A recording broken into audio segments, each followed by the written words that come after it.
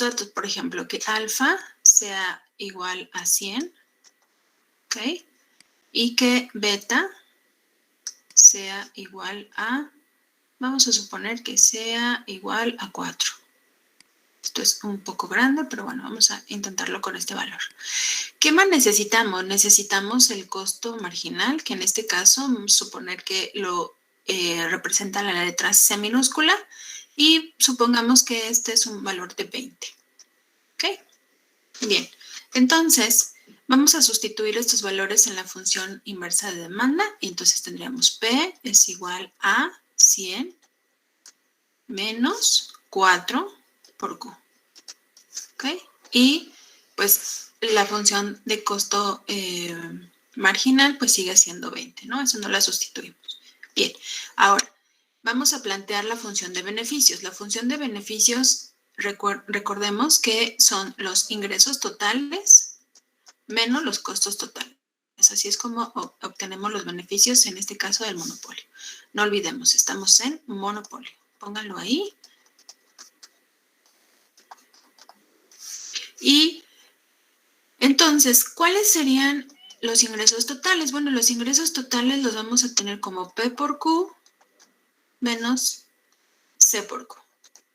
Ahora vamos a sustituir la función inversa de demanda P en esta función. O sea, vamos a sustituir esta de aquí,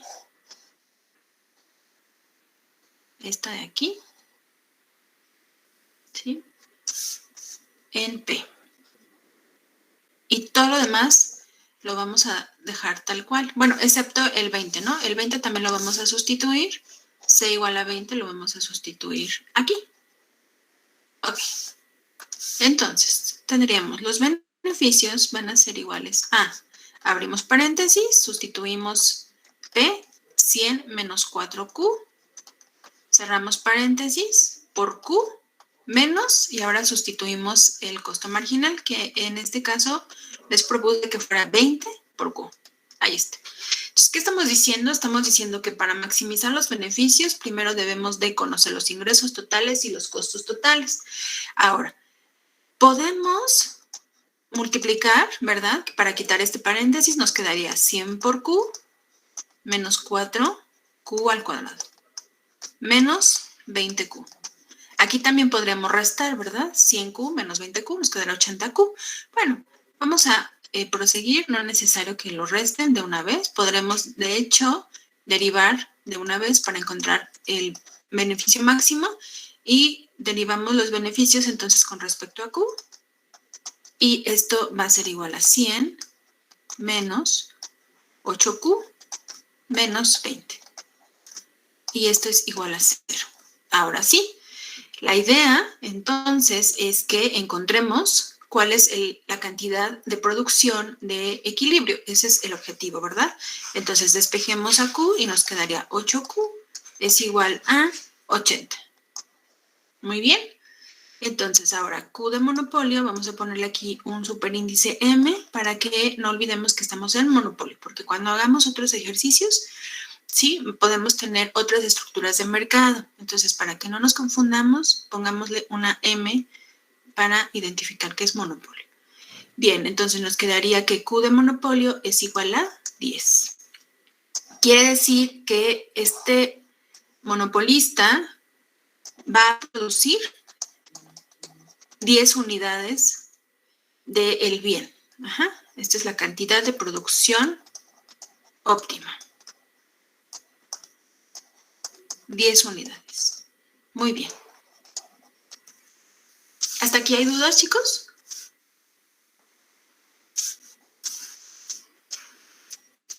No. ¿No? Ok, perfecto.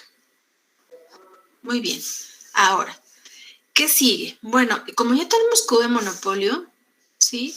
Esta Q la podemos sustituir acá, justo aquí, y ya podemos encontrar entonces el precio, ¿verdad? Entonces, vamos a sustituir Q de monopolio, la Q óptima en P, y encontramos el precio de equilibrio, que este sería 100 menos 4 por 10. Nos quedaría P es igual a 100 menos 40. Por lo tanto, el precio de equilibrio en el monopolio sería igual a 60. 100 menos 40 es igual a 60. Muy bien. Este es el precio al que va a ofrecer su producto el monopolista. El precio de equilibrio. Muy bien. Ahora, aquí hagamos una acotación especial. ¿Por qué? Porque si bien estamos en monopolio, no olvidemos, estamos en monopolio, siempre debemos de contrastar, y de hecho lo necesitamos porque necesitamos los valores de Q y de P, pero en competencia perfecta. Ajá, entonces, aquí hagamos una nota especial. En competencia perfecta, que es otra estructura de mercado, ¿cuáles serían estos valores de Q y de P? Bueno, en competencia perfecta recordemos que el precio va a ser igual al costo marginal, ¿no? Entonces, en competencia perfecta diríamos que el precio de equilibrio, vamos a ponerle un superíndice C, repito, pues para que observemos que estamos en competencia perfecta, y entonces el precio en equilibrio va a ser igual a 20, ¿no? ¿Cierto? Porque acá tenemos el costo marginal, que es C, perdón, que es 20. Muy bien, entonces este sería el precio de equilibrio, pero en competencia perfecta. Voy a ponerle aquí otro color para que no nos confundamos. Estamos en competencia perfecta. Ahorita van a ver por qué lo necesitamos. Ahí está.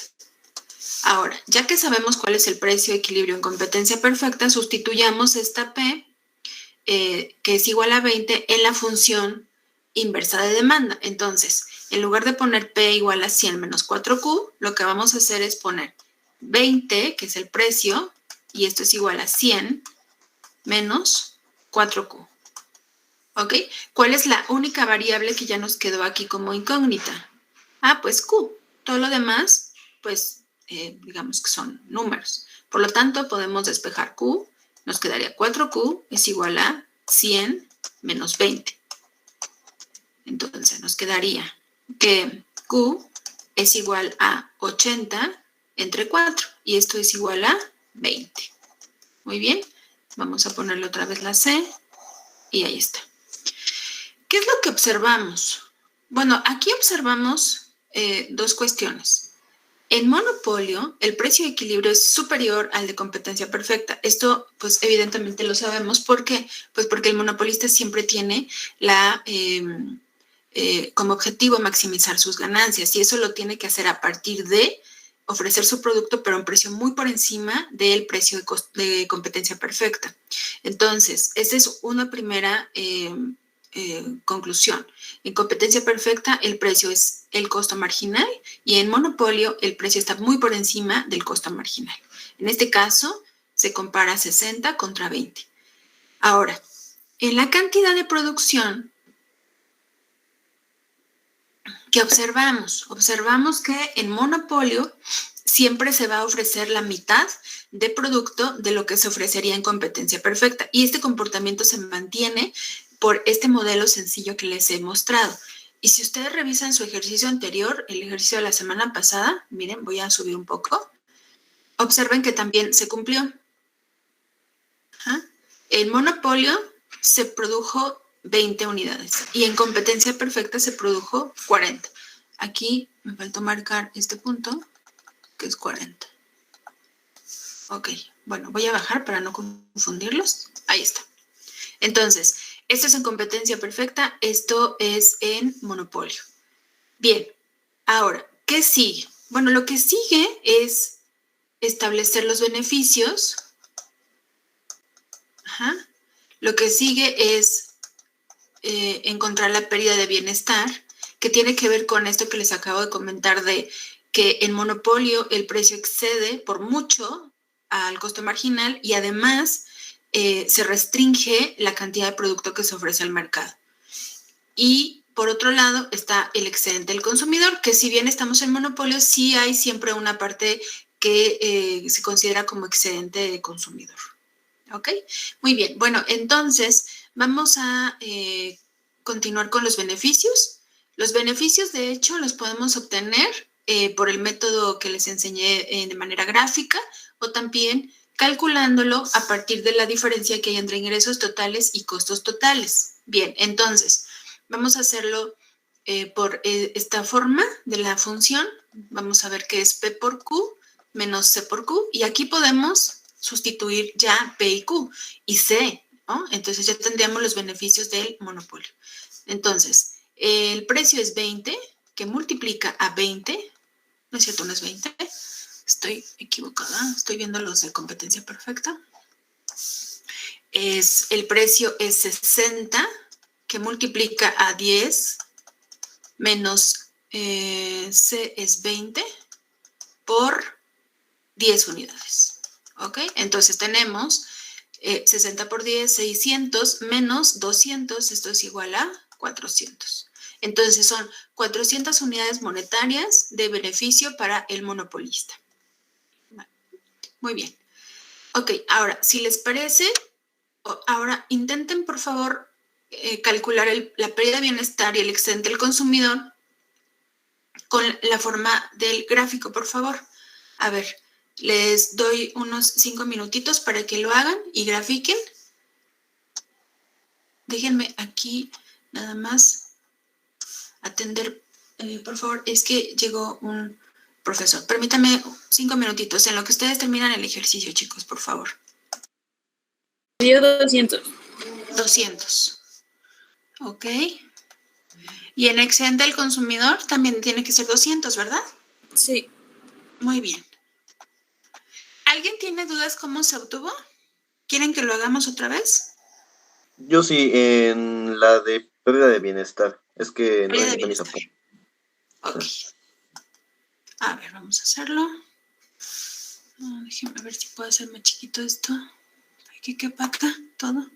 A ver. Espero que lo alcancen a ver. Sí, sí se ve todavía. Bien. Entonces, en pérdida de bienestar dijimos que es 200. Bueno, me dijeron ustedes. Muchas gracias. Excedente también tiene que ser 200. Y de hecho, este es otro comportamiento de este modelo, donde la pérdida de bienestar es la mitad de los beneficios. O, dicho de otro modo, el excedente del consumidor también tiene que ser la mitad de los beneficios, pero vamos a mostrarlo. Para eso tenemos que dibujar nuestra curva de demanda en un espacio PQ.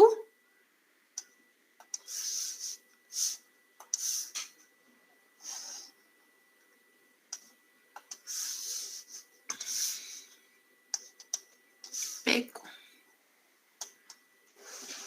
Muy bien. Ahora veamos cuáles son los puntos extremos que van a estar en esta curva de demanda. Bueno, partimos entonces de esta función que sombrea en amarillo, ¿ok? Y vamos a colocarlo aquí abajo. Vamos a hacerlo. P es igual a 100 menos 4Q.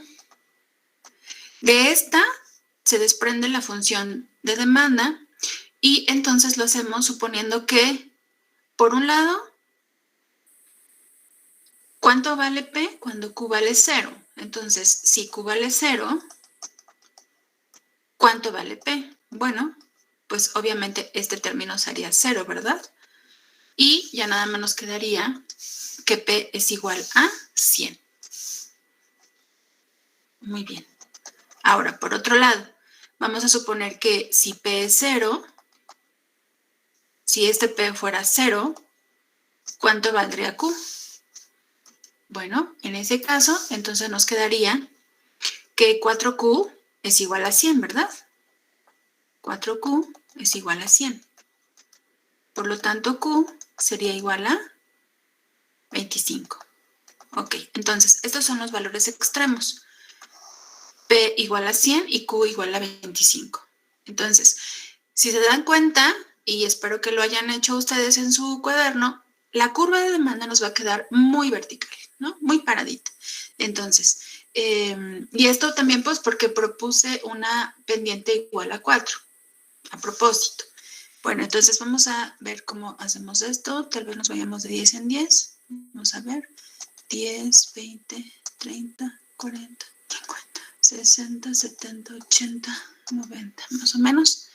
10, 20, 30, 40, 50, 60, 70, 80, 90. Me alcanzó.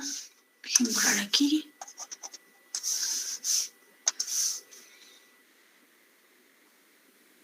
Ahí está.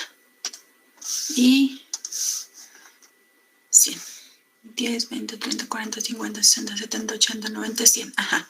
Ok, entonces aquí tenemos el punto extremo que es cuando P vale 100, Q vale 0 y cuando cuando P vale 0, Q vale 25. Entonces más o menos estaría por aquí, ¿verdad? Aquí sería 25. Ahora sí, unimos estos puntos.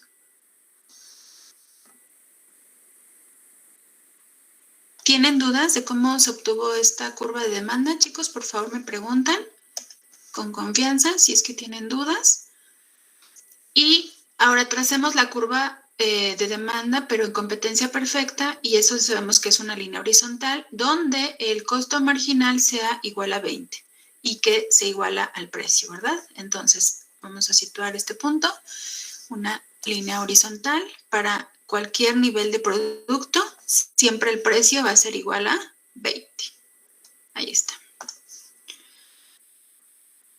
Muy bien. Ahora, ubiquemos nuestros resultados. Primero, al precio de competencia perfecta, que es 20, veamos cuál es la cantidad de producto. Pues es 20, ¿verdad? Aquí sí coincidió.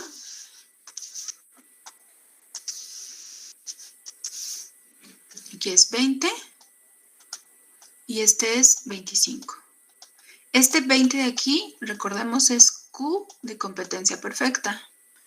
Ahora, ¿cuál es el precio de monopolio?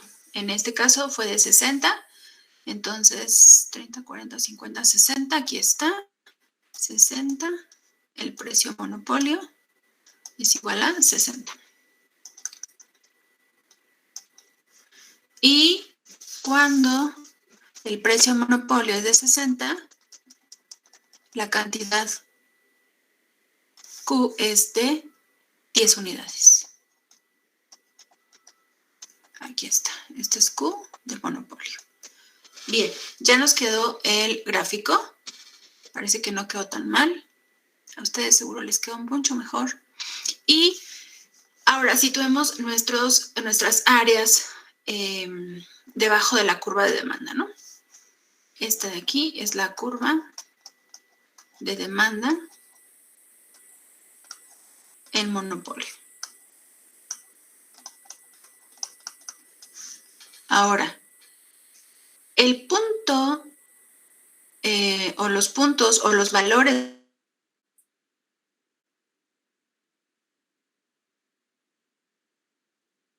todos aquellos consumidores, ¿sí?, que están dispuestos a pagar un precio por encima del precio monopolio, pero no sobrepasando el precio de reserva que dijimos que es alfa, ¿ok? Observen, alfa es el precio máximo que está dispuesto a pagar este consumidor, es el precio de reserva, es 100, ¿ok? Ahora, entonces, todo esto, toda esta área corresponde al excedente del consumidor. Quiere decir que es el precio que estaban dispuestos a pagar, pero que no gastaron, ¿sí? ¿Por qué? Porque el monopolista marcó un precio de 60, pero hubo consumidores quienes sí estaban dispuestos a pagar un poco más de 60, hasta 100, ¿ok? Ahora, entonces, este otro triángulo, que de hecho tiene que ser simétrico al de arriba, representa la pérdida de bienestar. Y la pérdida de bienestar, habíamos dicho,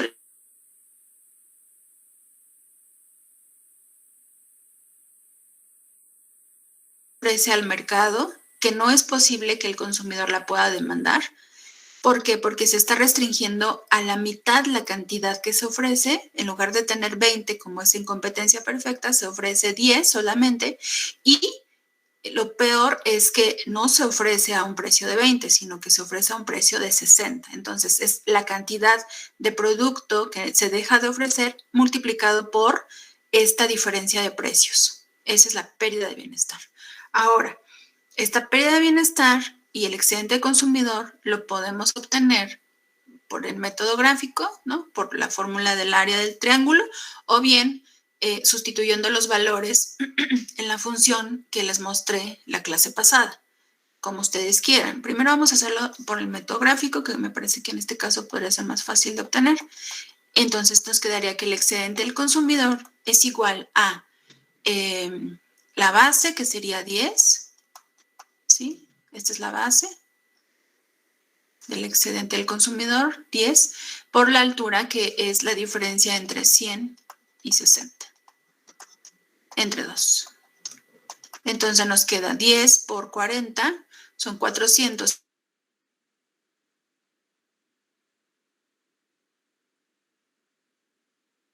La pérdida de bienestar también tenemos una base de 10 multiplicado por la altura, que es la diferencia entre 60 y 20, dividido entre 2. Y también, entonces nos queda 10 por 40, son 400, entre 2 son 200. Muy bien, y aquí está, entonces, es coincidente. Ahora, esta otra área, que en este caso resulta como un rectángulo, nos representa los beneficios del monopolista o bien el excedente del productor. Es un excedente, ¿por qué? Pues porque obviamente a él le cuesta la producción de una unidad adicional 20 unidades monetarias, 20 pesos, 20 dólares, 20, la moneda que ustedes gusten, y lo está vendiendo a un precio de 60. Entonces, esta es una diferencia enorme que hace que tenga beneficios, multiplicado por la cantidad que ofrece al mercado, que en este caso son 10 unidades. Entonces, esto representa excedente productor o beneficios del monopolio. Entonces, nos va a quedar que los beneficios del monopolio o del monopolista van a ser iguales a 60 menos 20, que es el lado de acá, el que estoy señalando, por el otro lado, que serían 10. Por lo tanto, esto nos queda igual a 400.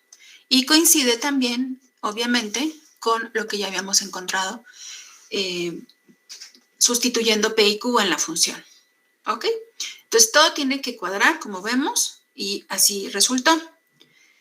Bien, también les decía que nosotros podemos, en el caso de que no se les pregunte la gráfica, ¿verdad? En el caso de que en un examen no lleguen a necesitar hacer la gráfica y que solo se les pregunten, por ejemplo, las variables y los resultados, P y Q, excedente consumidor, pérdida de bienestar, etcétera, entonces pueden ocupar las funciones que ya hayamos del modelo general, ¿no? Estoy aquí. Fíjense, estos recuadros rojos y azules, ¿no? Nos representa el excedente consumidor, la pérdida de bienestar y los beneficios del monopolio. Entonces, un camino más corto para resolver esto podría ser que ustedes solo hagan la sustitución de los valores que tenemos ya conocidos. Por ejemplo, entonces, si, repito, no necesitaran hacer la gráfica, pues podrían resolver esto de la siguiente manera. Y nos tiene que dar exactamente lo mismo. No sé si lo hicieron así o lo hicieron por el método gráfico. Entonces, la pérdida de bienestar nos dice que es alfa menos c al cuadrado sobre 8 beta. ¿Verdad? Entonces, la pérdida de bienestar es igual a alfa es 100 menos el costo marginal es de 20 y esto lo vamos a elevar al cuadrado sobre 8 beta. En el caso que nos ocupa, beta es 4. Muy bien. Entonces, la pérdida de bienestar es igual a 100 menos 20 es 80. Y 80 al cuadrado, ¿cuánto es, chicos?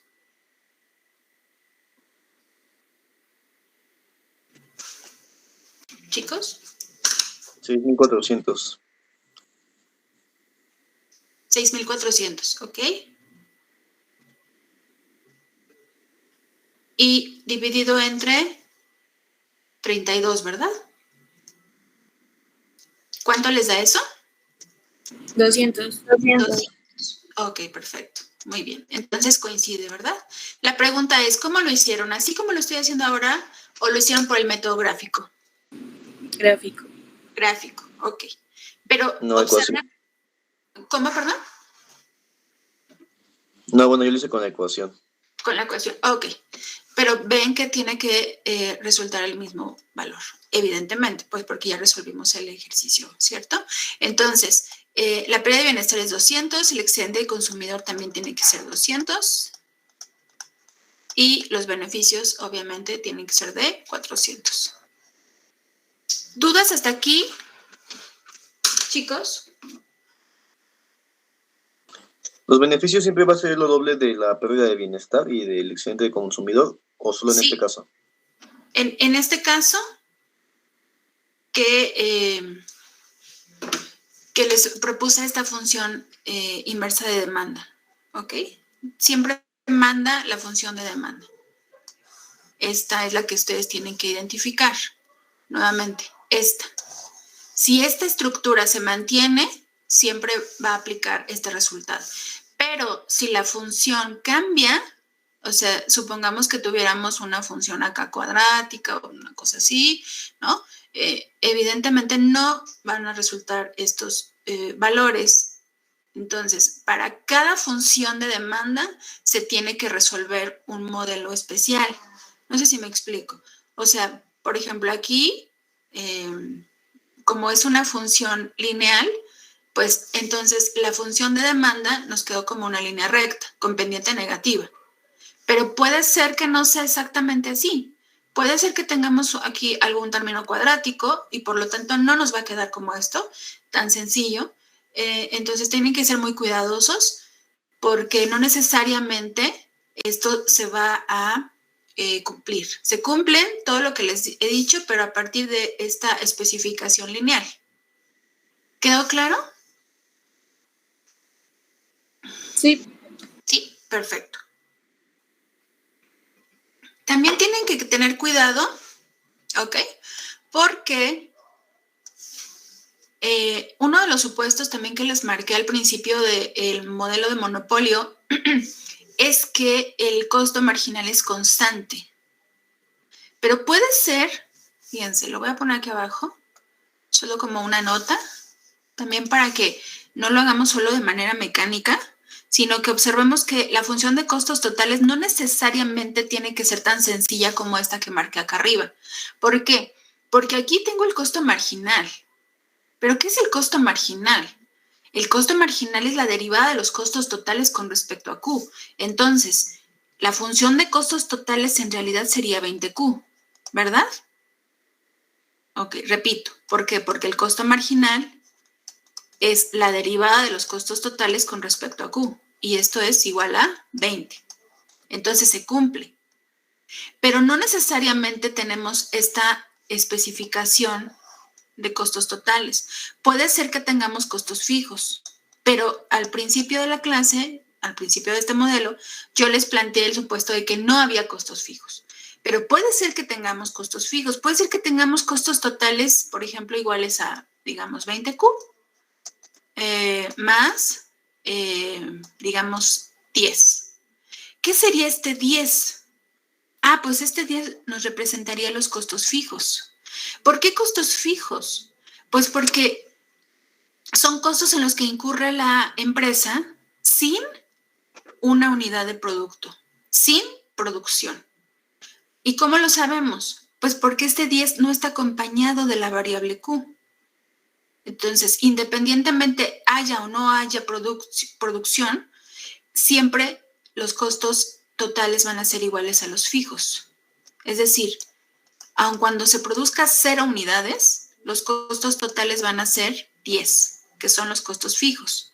Ahora, si lo que nosotros queremos saber es a cuánto asciende el costo por unidad de producto adicional, entonces tenemos que recurrir al concepto de costo marginal, que es 20.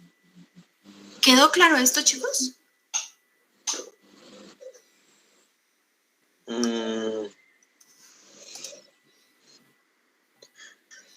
¿Se puede poner como que un ejemplo a los costos fijos? Por ejemplo, ya en la actividad diaria, no lo sé.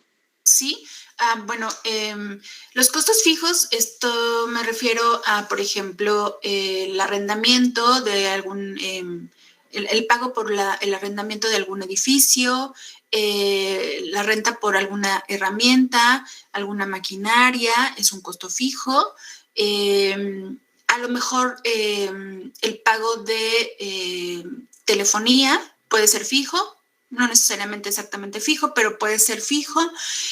Algo que sea un costo, digamos, mensual o anual, a lo mejor el pago por un seguro contra incendio, el pago de seguro contra alguna pérdida, algún robo, etcétera. Esos son costos fijos y los tienen que pagar la empresa, produzca o no produzca nada. Entonces, estos costos que tengo del lado aquí, estos son los costos variables. No sé si esto lo vieron el semestre pasado, porque no lo sé. ¿Sí vieron esta diferencia, chicos?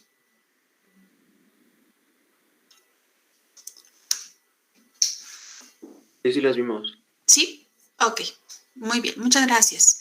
Entonces, repito, los costos variables se refieren a aquellos en los que se incurre por producir, ¿no? Porque estamos hablando de que se ocupan los insumos para tener una unidad de producto.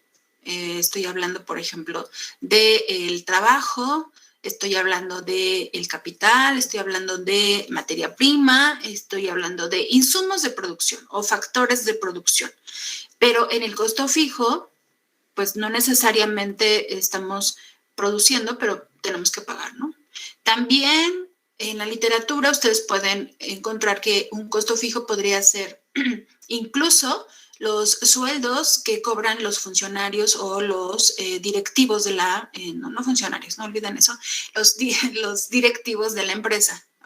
Estamos hablando de el director general, del gerente general, tal vez del contador general, estamos hablando, por ejemplo, del auditor, de toda esta cuerpo directivo, digamos, de la empresa, que no tiene una relación estricta con el área productiva, ¿sí? Sino que más bien están en el área gerencial. Muy bien. ¿Considera necesario otro ejercicio o es suficiente?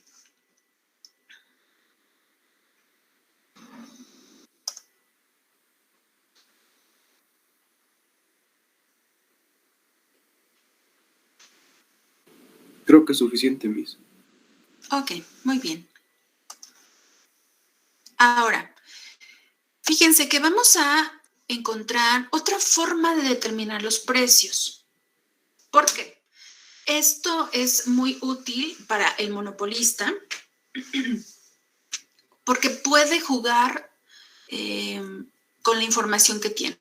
Y cuando digo jugar, no quiere decir que va a ponerse ahí a imaginarse cuál sería el precio. No, sino que más bien hace un uso de la información que sí tiene disponible. Porque aquí lo que nosotros hemos dicho es que el monopolista tiene información, por ejemplo, de esa alfa, de esa beta y del costo marginal. O sea, es decir, que puede construir esa función inversa de demanda. Y a partir de ello puede encontrar entonces los precios y la cantidad de producto. Pero no necesariamente conoce todo eso. Puede ser que conozca otras cosas. Entonces, con lo que tiene, puede determinar o fijar su precio. Entonces, ubiquemos esto que acabo de decir y no nos casemos solo con la idea de que esta es la única forma de determinar el precio de equilibrio. Esta solo es una forma, pero puede haber otras formas. Entonces, si ustedes tienen disponible alfa, beta, costo marginal, le pueden calcular al monopolista su precio de equilibrio, sin duda. Pero si tuvieran, por ejemplo, la elasticidad precio de la demanda o tuvieran, por ejemplo, los ingresos marginales, también pueden hacerlo de otra forma. Vamos a verlo, ¿de acuerdo? Bien, entonces voy a bajar.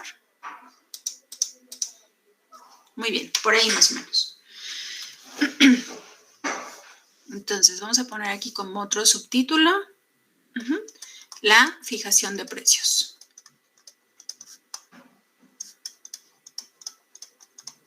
De monopolio. Seguimos en monopolio. Bien. Ahora, ¿qué es lo que sin duda puede tener disponible el monopolista? Lo que sin duda puede tener es los ingresos totales. ¿Por qué? Pues porque evidentemente sabe cuáles son sus ingresos totales. Si no, imagínense qué empresa sería esa, ¿no? Que no conoce cuáles son sus ingresos totales. Estaremos en un problema serio. Y más que es un monopolista. Y un monopolista generalmente pues tiene un cuerpo de asesores, tiene un contador, tiene un economista, tal vez tiene un administrador, tiene un ingeniero, o sea, tiene todo este personal capacitado para estar en cada área, ¿verdad? Entonces, los ingresos totales seguro los conoce. Y si seguro conoce los ingresos totales, pues seguro que también conoce los ingresos marginales, ¿no? Los ingresos totales dijimos que es P por Q, siempre. ¿Bien? Bueno, entonces, podría tener los ingresos marginales. Y en términos prácticos, ¿qué son los ingresos marginales? Bueno, pues es el ingreso adicional por una unidad más de producto, ¿verdad? No es otra cosa más que la derivada de los ingresos totales con respecto a Q. Bien, pero esto lo encontramos como derivadas parciales. Ahora, también lo podremos encontrar como variaciones, ¿no? Los ingresos marginales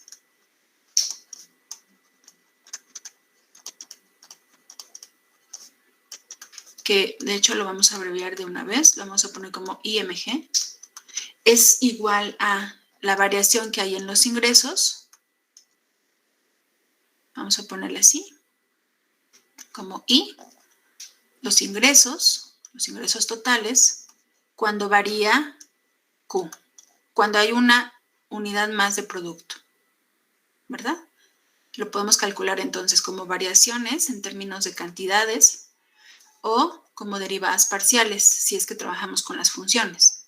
Bueno, supongamos que no conoce las funciones, pero sí conoce cuánto varían los ingresos cuando varía Q. Bueno, bien. Entonces, vamos a sustituir esta I de ingresos totales por PQ que tenemos acá arriba. Entonces, nos quedaría que en el numerador tenemos la variación, este triangulito nos indica variación, abrimos paréntesis de P por Q. Cerramos. Y en el denominador tenemos la variación de Q. Listo. Entonces, si el ingreso marginal es el ingreso adicional por una unidad más de producto, hay que ver o hay que desagregar este ingreso adicional en dos componentes. Fíjense bien, pongan atención. Este ingreso adicional lo vamos a descomponer en dos. Entonces, tendríamos primero el primer componente sería que la producción de una unidad adicional del monopolio y además su venta de esa unidad más, porque de nada sirve que la produzca si no la vende, obviamente, no se reflejaría en ingreso. Entonces, una unidad más de producción y su venta al precio P genera un ingreso. ¿De cuánto? Pues este ingreso adicional de una unidad más de producto y que se vende sería igual a tener lo mismo que una unidad, o sea, 1 de Q multiplicado por P. ¿Se entiende? Estoy diciendo, el hecho de que se produzca una unidad más de Q y que además se venda al precio P, nos reflejaría un ingreso adicional de ¿cuánto? De 1 por P, y 1 por P es igual a P, ¿verdad? Bueno, ahora veamos el segundo componente de este ingreso adicional. Entonces, en este ingreso adicional, como la empresa se va a enfrentar, como el monopolista se va a enfrentar a una curva de demanda con pendiente negativa, el hecho de que produzca y además venda esa unidad adicional va a provocar que el precio disminuya muy poquito, pero que disminuya, ¿cierto? Tenemos P y Q, ¿no? Ahorita nada me lo voy a dibujar así rápidamente. Si aumenta la demanda, es decir, si leemos este gráfico de izquierda a derecha, quiere decir que hay un aumento en la demanda, ¿verdad? Hay un aumento en la cantidad que demanda el mercado. Y eso hace que el precio caiga. Bien, entonces, repito, si el monopolista produce una unidad más de producto, del bien que ofrece, y además lo vende, va a provocar una pequeña disminución en el precio. Y esta pequeña disminución en el precio va a ser proporcional a ese incremento en Q.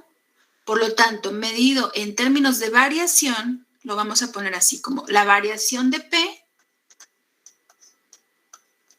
en términos de la variación de Q. Este triangulito, repito, nos indica variación en P, pero puede ser disminución, ¿ok? Puede ser aumento.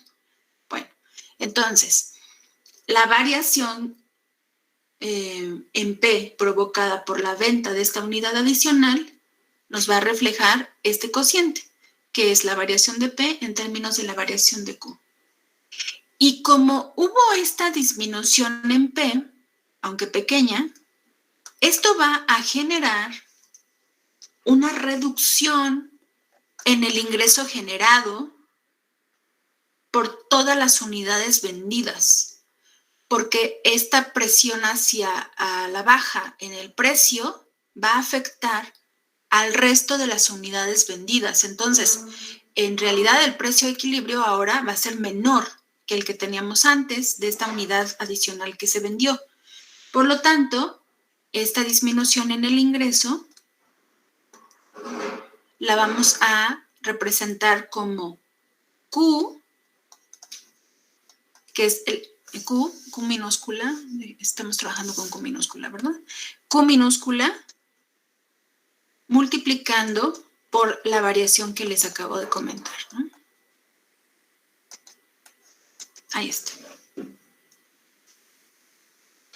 Entonces, estos ingresos marginales, los ingresos adicionales que les estoy comentando, los dividimos en dos componentes y ahora sí, ¿a qué sería entonces igual el ingreso marginal? Bueno, el ingreso marginal va a ser igual al primer componente, a este de aquí, a P, más el segundo componente, que es este otro. ¿Ok? Entonces nos quedaría P más Q por la variación de P entre la variación de Q. ¿Ok? Bien. Vamos a manipular un poco esta expresión y lo vamos a hacer solamente para encontrar el concepto de elasticidad que ustedes tienen que recordar. Y si no, bueno, ahorita lo vamos a precisar si es que tienen dudas. Entonces, vamos a manipular esta expresión y vamos a multiplicar y dividir por P a ambas partes de la ecuación. Si multiplicamos y dividimos por P, entonces nos quedaría P. Si lo multiplico y lo divido por P, pues aquí se queda solo P, ¿verdad? Pero donde sí va a cambiar un poco es en la segunda expresión, porque nos va a quedar P por Q sobre P, ahí no la vamos a quitar, que multiplica a la variación de P entre la variación de Q. ¿Sí se entiende este paso que estoy dando? Sí, ¿verdad?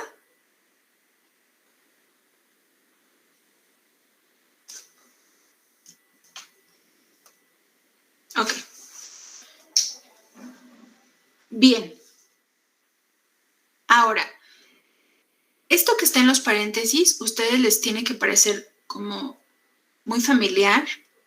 ¿Por qué? Porque se asemeja al concepto de elasticidad, solo que de manera inversa. Fíjense, lo voy a poner aquí abajo. Ustedes aprendieron, y si no lo aprendieron, díganmelo por favor, o no lo recuerdan, díganmelo por favor, pero sabemos que si la elasticidad precio a la demanda es igual a P sobre Q, que multiplica a la variación de Q sobre la variación de P, entonces lo que está arriba es justo el inverso o la inversa de la elasticidad precio de la demanda. ¿Sí? ¿Sí recuerdan este concepto de elasticidad precio de la demanda, chicos? Por favor, díganme para que pueda avanzar con más tranquilidad. No, mira, la verdad yo no lo recuerdo muy bien. ¿Pero sí lo vieron? Sí lo vimos. Pero bueno, en mi caso yo no lo recuerdo. Ok. Bueno, una elasticidad precio de la demanda lo que nos está midiendo es la sensibilidad que hay en el bien ante cambios en el precio.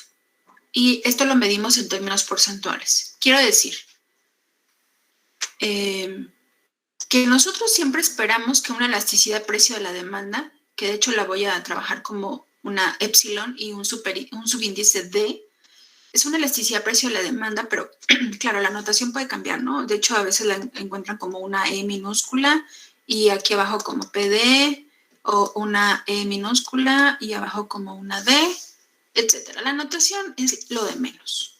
El punto es que recordemos a qué nos referimos con una elasticidad precio de la demanda. Bien, entonces, no es la única elasticidad, ¿verdad? Hay otros tipos de elasticidad, de hecho hay muchos tipos de elasticidad, pero la que estamos aquí recordando es la elasticidad precio de la demanda. Por lo tanto, lo que está midiendo esta elasticidad es qué tanto cambia, qué tanto va a variar la cantidad demandada cuando el precio varía. Puede ser que el precio disminuya o puede ser que el precio aumente. Aquí ya se modificó. ¿Qué borró? Ahí está. Porque se borró eso. Ajá. Entonces, el monopolista entonces tiene que saber cuál es esta elasticidad precio de la demanda. De hecho, la gente que esté trabajando con él, tal vez él no lo sepa, pero pues si contrata a un economista, pues seguro que lo puede calcular. Entonces, el economista puede decirle, ¿sabes qué? Tú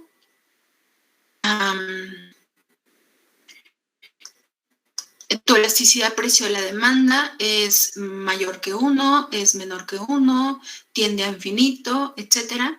Claro, pero en términos absolutos. ¿Por qué?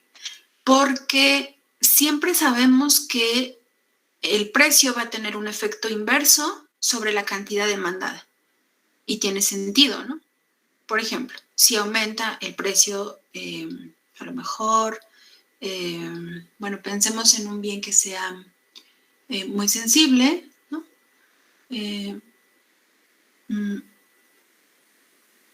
No lo sé.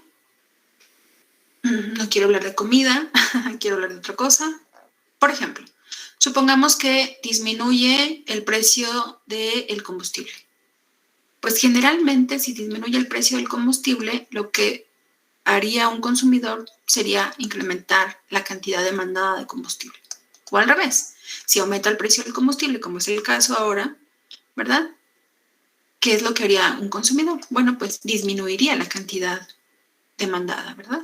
Bueno, entonces, pero estos cambios que hay en el precio se miden en términos porcentuales.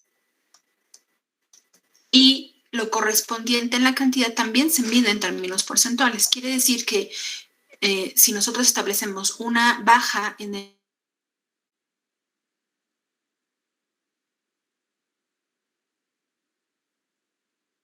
y al revés, ¿no? Si aumenta el precio en un determinado porcentaje, también esperamos que disminuya esta cantidad demandada en un determinado porcentaje. Esta es una de las bondades de la elasticidad precio de la demanda, que efectivamente el efecto se mide, pero en términos porcentuales, no en unidades de medida del precio y de la cantidad, porque si no, ahí tendríamos un problema. ¿Por qué? Porque los precios se miden en unidades monetarias y las cantidades se miden, pues, no lo sé, en cajas, en kilos, en metros, en onzas, etcétera, ¿no? Son diferentes unidades de medida y no nos permitiría poder comparar o hacer comparable un bien con otro, porque puede ser que un bien se mida, no sé, justo en eso, cajas, por ejemplo, y otro bien se mida, no sé, en kilogramos. Entonces, no podríamos establecer ahí una comparación. Entonces, para eliminar este problema de unidades de medidas entre precios y cantidades de producto, es que se construye este concepto de elasticidad, que nos permite, al final, encontrar el efecto que causa los incrementos porcentuales o las bajas porcentuales en los precios y en las cantidades. Y se mide en términos porcentuales. Bueno, entonces, dicho esto, fíjense cómo la elasticidad precio a la demanda, que nosotros la recordamos como esta expresión, es el inverso de lo que está aquí arriba. Vean, es el inverso. El precio está abajo y ahora está arriba. La variación en la cantidad estaba abajo y ahora está arriba, ¿no? Entonces, ¿cómo podemos reexpresar el ingreso marginal? Pues con este concepto de elasticidad, precio a la demanda y su inverso, podemos decir que entonces ahora el ingreso marginal va a ser igual a P, ¿sí? Este precio pasa exactamente igual, más P, y ahora sí, estos dos paréntesis me están reflejando el inverso de la elasticidad precio de la demanda.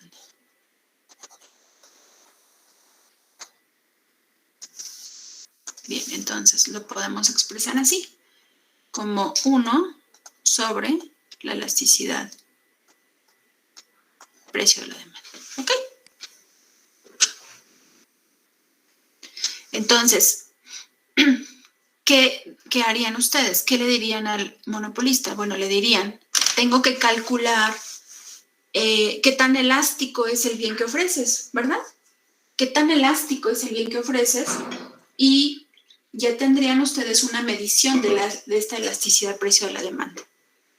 Ahora, no olvidemos que la elasticidad precio de la demanda siempre la vamos a encontrar como un valor negativo. Por esto que acabo de explicarles acá, ¿no? Esto sí lo tienen claro. Es la relación inversa, por lo tanto, siempre va a ser un valor negativo. Aunque en algunos textos se maneje como la elasticidad en términos absolutos, ¿no? Y es que le trazamos estas barras paralelas. Bien. ¿Hasta aquí alguna duda? No he terminado, ¿eh? Pero, ¿hasta aquí hay alguna duda?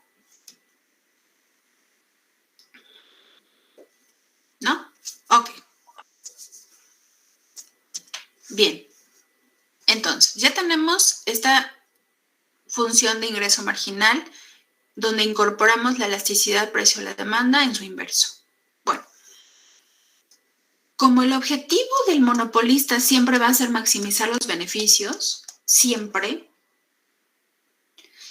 y esta maximización de beneficios, de hecho, la encontramos donde los ingresos marginales igualan a los costos marginales. Y no sé si lo han notado, pero de hecho, en los dos ejercicios que hemos hecho, ahí está claramente esto. Lo hemos hecho ahora. Fíjense. Nada más voy a recordar cómo es la función. Es 100 menos 4Q y costo es 20. Bien, fíjense. Voy a hacer aquí otra anotación. Y lo voy a poner en color rojo, nada más para que observen que es una nota. No es parte del tema, pero lo voy a recuperar. Entonces, tenemos P es igual a 100 menos 4Q. Y C es... se me olvidó, creo que era 20. Ay, voy a ir otra vez arriba. Sí, es 20. Bien. Entonces, ¿cómo dijimos que se obtienen los ingresos? Ah, pues los ingresos dijimos que es P por Q, ¿verdad? Bueno, entonces nos quedaría 100Q menos 4Q cuadrada. Ahí está. Lo único que hice fue multiplicar P por Q. Ahí está. Y los costos, en realidad es 20Q. En realidad ya sabemos porque este es el costo marginal.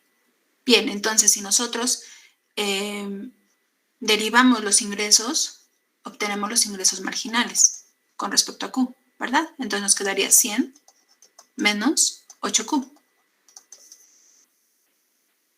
Y el costo marginal es igual a 20. Bueno, si la regla nos dice que en el monopolio se maximizan los beneficios cuando se igualan los ingresos marginales con los costos marginales, pues vamos a hacerlo. Entonces tendríamos 100 menos 8Q es igual a 20. Que es justo lo que hicimos en el ejercicio de arriba. Si son observadores, lo podrán ver. Entonces, aquí despejemos Q y nos queda 8Q es igual a 80. Por lo tanto, Q es igual a 10. Es justo el mismo resultado que tenemos arriba, solo que aquí lo hicimos a partir de la igualación de ingreso marginal con costo marginal. Y arriba lo hicimos a partir de que es exactamente lo mismo, ¿no? Bueno, entonces, este es solo un paréntesis. Lo voy a poner acá, así. Ok. Bien, esto que les acabo de decir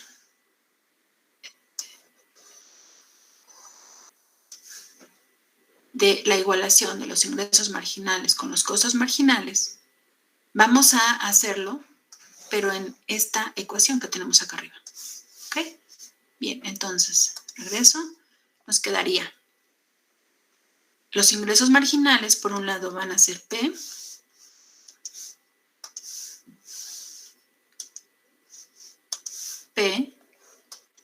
más P por 1 sobre la elasticidad precio a la demanda, ¿verdad?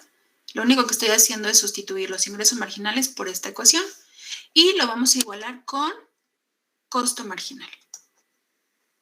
Ahí está. Ok.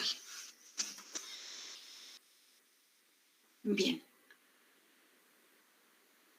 Vamos a reexpresar esta ecuación y vamos a dividir todo por P.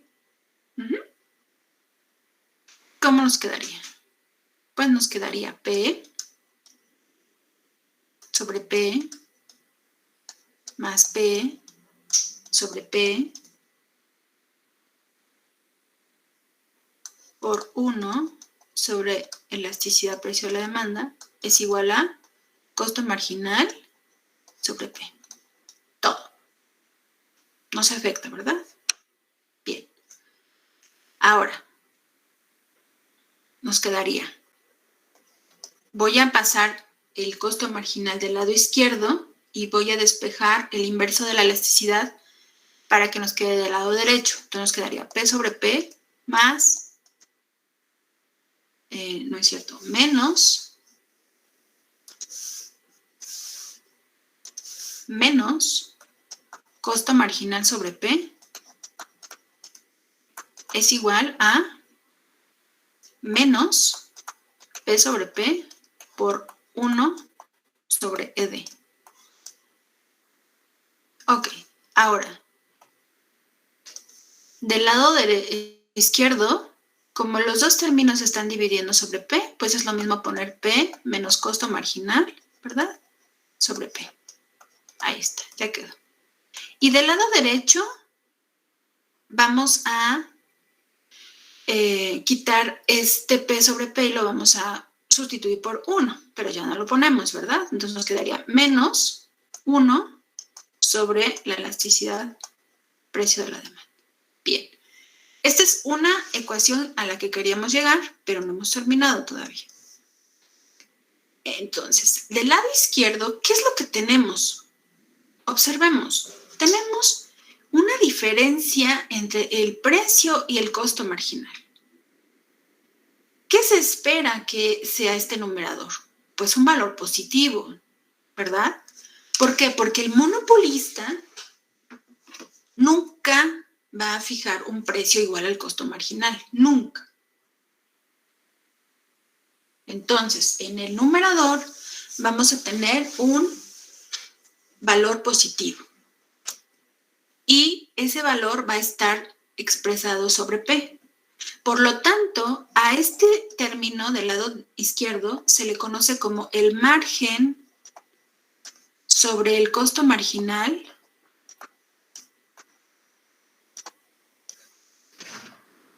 en términos porcentuales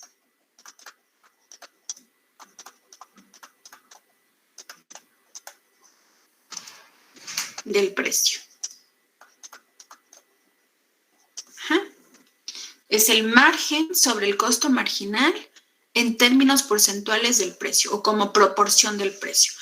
Repito, porque en el numerador vamos a tener un valor positivo y lo vamos a expresar en términos porcentuales o en relación con el precio. Del lado derecho que tenemos, ya sabemos, este es el inverso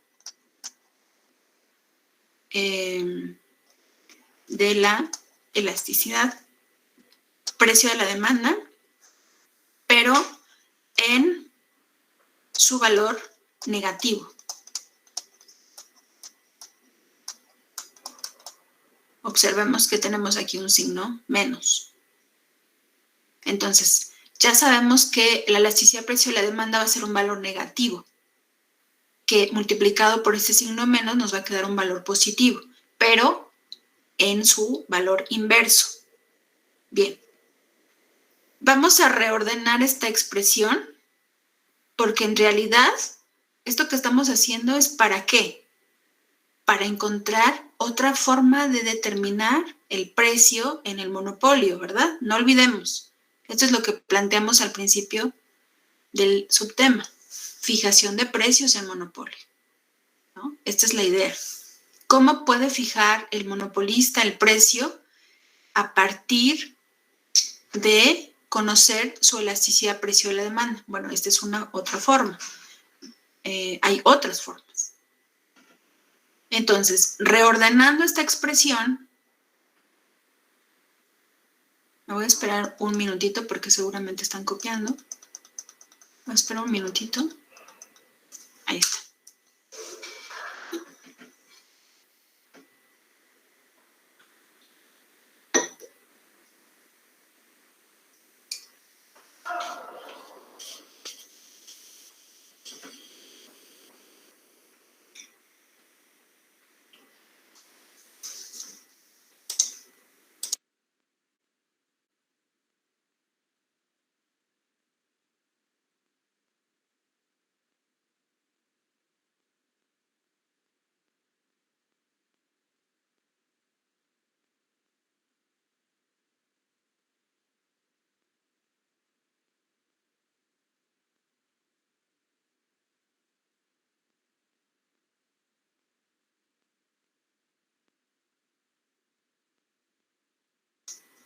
¿Ya terminaron de copiar? ¿Puedo avanzar? Sí, ya. ¿Sí? Ok. Bien, entonces, reordenando esa expresión, vamos a despejar P.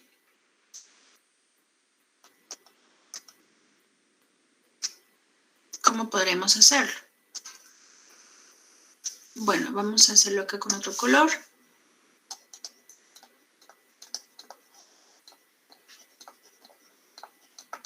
Nos quedaría P sobre P. Vamos a regresar otra vez como la teníamos. P sobre P menos costo marginal sobre P. Igual al negativo del inverso de la elasticidad precio de la demanda. Entonces nos quedaría 1 menos costo marginal sobre P. Igual al negativo del inverso de la elasticidad. Despejemos este término de costo marginal sobre P y nos quedaría 1 más 1 sobre la elasticidad precio de la demanda igual a costo marginal sobre P, ¿verdad? Lo único que hice fue pasar este término del lado izquierdo y este otro del lado derecho. Bien. Y ya nos quedaron los términos positivos. Ahora, pues despejemos P. Entonces P nos quedaría como costo marginal que divide a 1 más 1 sobre la elasticidad precio de la demanda. Muy bien. Esto es lo que queríamos obtener. Una forma más de determinar el precio, pero como margen o como un margen de ganancia sobre el costo marginal. Precio como un margen del costo marginal.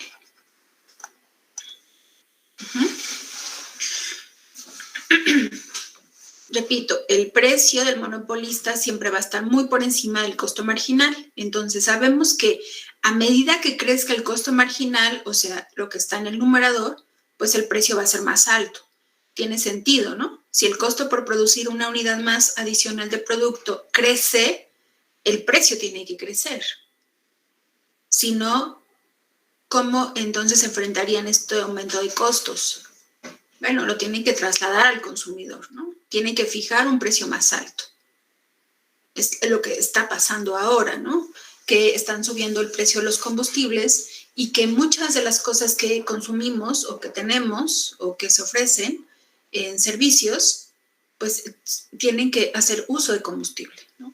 Es el caso, por ejemplo, del transporte. Si aumentan los combustibles, aumenta el precio del transporte. Bien, y eso se traslada entonces al consumidor. El precio, por lo tanto, crece a medida que crece el costo marginal. Si crece el costo marginal, crece el precio. Pero no es tan sencillo de observar qué efecto va a tener el que la elasticidad precio de la demanda crezca. No es tan sencillo observarlo. Probablemente algunos sí lo vean tan claramente, ¿no? Pero vamos a ver qué efecto tiene el que la elasticidad crezca o que la elasticidad disminuya en el precio del producto. ¿Cómo es más fácil de observarlo? Pues si fijamos algunos datos, ¿no? Si ponemos valores. Bien. Vamos a hacerlo aquí abajito. Fíjense. Voy a hacer con otro color. Por ejemplo,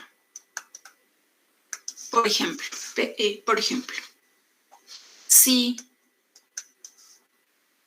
el costo marginal de un determinado producto, el que ustedes quieran, es de 9,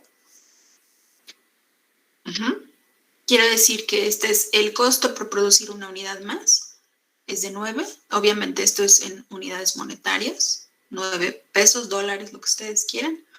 Costo marginal es igual a 9. Y supongamos una elasticidad precio de la demanda de menos 4. Esta ¿Cómo se lee la elasticidad precio de la demanda? Ya se los comenté, pero a ver si quedó claro. ¿Cómo leemos este menos 4? ¿Este menos 4 cómo está medido? En términos porcentuales, En términos porcentuales, muy bien. Entonces, vamos a sustituir estos valores en nuestro precio. Nos quedaría precio es igual a 9 dividido entre 1 menos 1 sobre 4. ¿Por qué menos si acá tenemos un más? Bueno, pues porque la elasticidad dijimos que es un valor negativo, siempre. ¿Ok? Ahí está. Entonces nos quedaría que 9 en el numerador y en el denominador tendríamos 1 menos 1/4, pues es 3/4. Y esto sería igual a 4 por 9, 36 tercios. Esto es igual a 12. Muy bien. Ustedes entonces le dirían al monopolista, ¿sabes qué? Tu precio de equilibrio tiene que ser igual a 12 como margen del costo marginal a partir de este método, ¿verdad? Conociendo la elasticidad precio de la demanda. Para eso, obviamente, tendrían ustedes que calcular la elasticidad precio de la demanda. ¿Cómo lo harían? Bueno, pues estableciendo 2 periodos, ¿no? Por ejemplo, ¿cómo estaba el precio del producto hace un año? ¿Cómo está ahora? ¿Y cómo fue la demanda hace un año? ¿Y cómo es la demanda ahora? Y establecerían ahí a cuánto asciende esta elasticidad y qué tan sensible fue ese bien ante las variaciones en el precio. Entonces, ¿es posible? Si es posible, ustedes lo pueden determinar sin problema. Ahora, veamos qué pasa si la elasticidad precio de la demanda, por ejemplo, fuera de 6 unidades. De 6 unidades porcentuales. De 6%. Veamos. Ahora, si el costo marginal sigue siendo de 9, pero la que cambia es la elasticidad precio de la demanda. Si esta fuera igual a menos 6. Y evaluemos, ¿no? Lo que les decía, ¿qué impacto tiene que la elasticidad crezca? ¿Qué impacto tendría en el precio? Bien, entonces, sustituyamos, nos queda precio es igual a 9 sobre 1 menos 1/6. Entonces nos quedaría 9 sobre 1 menos 1/6 es igual a 5/6 y esto es igual a 9 por 6, 54 sobre 5. 54 quintos. Eso les daría 10.8, ¿verdad? A ver, verifiquen si es 10.8. 10.8 es el precio ahora de equilibrio que fijaría este monopolista sobre el margen de costo marginal. Y entonces, ¿qué efecto tuvo al final el que la elasticidad precio de la demanda creciera de menos 4 a menos 6 o de 4 a 6, ¿no? Si lo ven en términos absolutos, para que sea más fácil de visualizar que es un incremento, ¿no? Pues el efecto que tuvo en el precio es una reducción, es una disminución. Por lo tanto, el efecto que ejerce la elasticidad de la demanda, precio de la demanda, es inverso en el precio. Si la demanda entonces es muy elástica, o sea, si la demanda, este bien tiene una demanda muy elástica, es decir, que crezca hasta cercano al infinito, en términos absolutos, el precio se irá acercando paulatinamente hacia ¿qué cosa? Hacia el costo marginal. De hecho, aquí lo vemos. Cuando la elasticidad precio de la demanda era de 4 o de menos 4, el precio de equilibrio fue de 12. Pero cuando la elasticidad precio de la demanda creció a 6 en términos absolutos, el precio cayó a 10.8. Se acercó ¿a qué? Al costo marginal. ¿Sí? Entonces, este es un efecto muy importante que nos permite ver que a medida que el bien se vuelve más elástico, o sea que es muy propenso a tener un efecto grande ante cambios en el precio, ¿sí? O sea que la demanda cae bastante ante aumentos en el precio, o al revés, que la demanda sube mucho a partir de disminuciones en el precio, a partir de que el bien sea muy elástico, el precio se irá acercando cada vez más al costo marginal. Por lo tanto, no le conviene al monopolista, ser monopolista. O sea, en realidad tiene pocas ventajas de ser monopolista en el caso de que el bien que produzca sea muy elástico. Lo que debe de buscar el monopolista, pues obviamente, es producir un bien que no sea tan elástico, un bien que sea poco elástico. No sé si se entendió esta parte. Sí, doctora. Sí, muy bien. Muy bien, chicos. Ahora vamos a...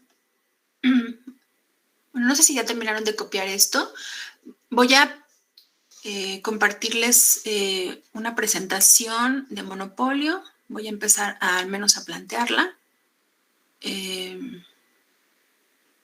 Déjenme buscar el archivo en lo que ustedes terminan de copiar esto, ¿va?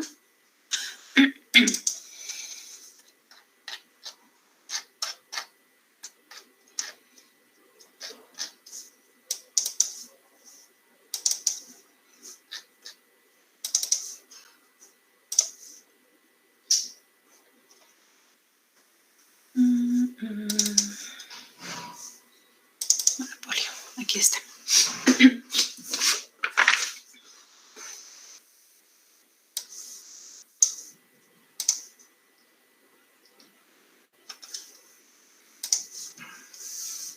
Muy bien. Bueno, voy a cerrar este archivo.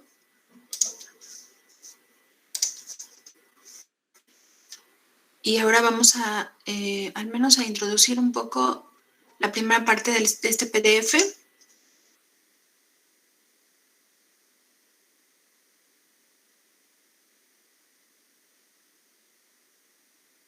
Está... no lo veo.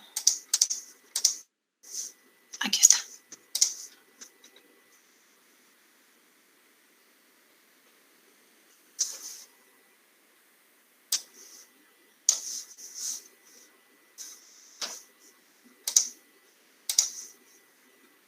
Muy bien. Bueno, esta es una pequeña parte de un material didáctico que se denomina monopolio. ¿Sí? Seguimos con esta misma estructura de mercado, de competencia imperfecta. Y la idea es que ustedes identifiquen cómo se comporta cuando es la única productora de este bien que no tiene sustitutos cercanos. Y lo vamos a hacer a través de estas palabras clave, que es el precio al mercado, el monopolio, la producción y las barreras a la entrada. Les voy a mostrar también el comportamiento que tiene el monopolio con los ingresos marginales y las elasticidades, pero en términos gráficos. Y además les voy a mostrar otra forma de fijación de precios, pero como un margen de ganancia. ¿Okay? Entonces ya con esto tendríamos 3 formas que hemos explorado de fijación de precios. Muy bien. Entonces, repito, el objetivo es que ustedes identifiquen cuáles son estas características del monopolio como una estructura de mercado de competencia imperfecta, con la finalidad de que conozcan qué conceptos intervienen en su análisis. Muy bien. Ahora, fíjense, vamos a plantear un escenario en este tema que se denomina el monopolista que fija un solo precio de mercado. ¿Cuál es este escenario del que parte el análisis? Estamos suponiendo que el monopolista va a incrementar la producción. Es un poco lo que vimos hace ratito. Ajá. ¿Qué pasa si incrementa la producción el monopolista? Bueno, nosotros pensaríamos que como es un monopolista e incrementa la producción, sus ingresos totales siempre van a crecer, porque esperamos que ese incremento en la producción se refleje en un incremento en la demanda. Pero no necesariamente tiene que ser así. Entonces, los ingresos totales pueden aumentar o disminuir o quedarse iguales. En realidad, ahí debería de ser ese otro escenario. ¿De qué depende? Depende de si el ingreso marginal es positivo o es negativo. Y esto a su vez depende de si la demanda del bien es elástica o es inelástica. Es lo que hablábamos hace rato, ¿sí? Si lo ven así, estábamos hablando de qué tan elástico es el bien que produce este monopolista. Ya tenemos una conclusión previa. Ya sabemos que al monopolista, ¿no? A este productor único, le va a convenir siempre ser monopolio, pero si la demanda del bien es muy elástica, porque si fuera inelástica no le convendría del todo ser monopolio. Entonces, repito, el escenario que estoy planteando es que, ¿qué pasa si el monopolista incrementa la producción? Ojo, los ingresos totales entonces puede ser que aumenten, disminuyan o se mantengan constantes. En realidad hay 3 casos a analizar. Bien, veamos entonces la siguiente página. El primero de los casos entonces es cuando el bien es un bien muy elástico. Muy elástico. ¿Qué pasa? Bueno, entonces decimos que la elasticidad precio a la demanda es mayor a 1. Ahí estamos hablando de un bien elástico, ¿cierto? Bueno, en ese caso, el incremento en porcentaje en la cantidad demandada es mayor que la disminución en porcentaje en precio. Entonces, lo que estoy diciendo es lo siguiente. Si el precio disminuyó en 5%,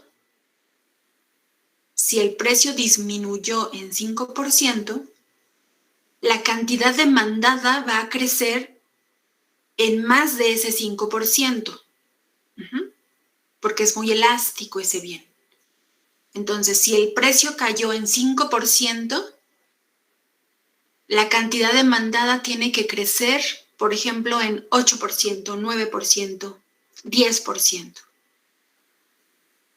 Bien, ahora veamos lo contrario.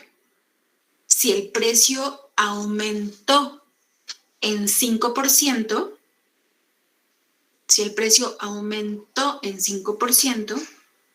la cantidad demandada va a caer en un porcentaje mayor a ese 5%. Por ejemplo, en 7%, en 11%, etc. Esto es a raíz de que estamos planteando el primer escenario, que es donde el bien es muy elástico. Entonces, es muy sensible ante cambios o variaciones en el precio. Por lo tanto, como cayó el precio, o sea, es el escenario que estoy planteando, pero repito, puede ser lo contrario. como cayó el precio y la cantidad demandada fue muy alta, los ingresos totales se van a incrementar conforme aumentó la producción o conforme aumenta la producción. En ese caso, los ingresos marginales van a ser positivos. ¿Sí quedó claro, chicos?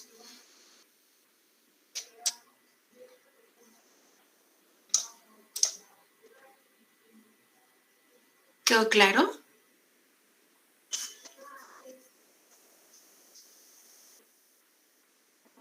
Sí, maestro, todo bien. Ok. Bien, veamos rápidamente el segundo escenario. El segundo escenario, entonces, es cuando la elasticidad precio de la demanda es igual a 1. Si es igual a 1, entonces tenemos una elasticidad que le llamamos unitaria, donde el incremento en porcentaje en la cantidad demandada es exactamente igual a la disminución en porcentaje en el precio. Ahí quiere decir que si el precio disminuyó, por ejemplo, en 3%, lo que se espera es que la cantidad demandada crezca en 3%. O sea que las variaciones que hay en el precio sean exactamente iguales a la cantidad demandada, a las variaciones en la cantidad demandada. Si el precio cae en 3%, la cantidad demandada va a crecer en 3%. Si el precio sube en 2%, entonces la cantidad demandada va a caer en 2%. A eso se refiere a una elasticidad unitaria. Cuando la elasticidad precio de la demanda es igual a 1, es una elasticidad unitaria. Bien, entonces en este caso, los ingresos totales se van a mantener constantes, ¿verdad? Justo se van a mantener constantes. Y como los ingresos totales no variaron, no cambiaron, entonces el ingreso marginal va a ser igual a 0. ¿Ok? Muy bien. Ahora, pasemos al último escenario, que es el caso de un bien inelástico. Si el bien es inelástico, quiere decir que la elasticidad precio de la demanda es menor a 1. Entonces, aquí el incremento en porcentaje en la cantidad demandada es menor a la disminución en porcentaje en el precio. Por lo tanto, los ingresos totales van a ir disminuyendo conforme se incrementa la producción. Y al mismo tiempo los ingresos marginales van a ser menores a 0. Este es el escenario que vimos hace rato. Que no le conviene al monopolista ser monopolio si el bien que produce es un bien inelástico. Le conviene que sea elástico, porque si no, a medida que él aumenta la producción, sus ingresos totales estarían cayendo. ¿Ok? Entonces, estos son los 3 casos que me interesaba platicarles y el jueves vamos a ver cómo se representa esto en gráficas. ¿De acuerdo? Muy bien. Entonces, yo creo que aquí podríamos dejar la sesión y concluimos esta presentación, este PDF, el día jueves. Ok, chicos, muchas gracias por su atención. Gracias, maestro, nos vemos. Gracias, Miss, nos vemos. Gracias, hasta luego. Gracias, hasta luego. Gracias, bonito.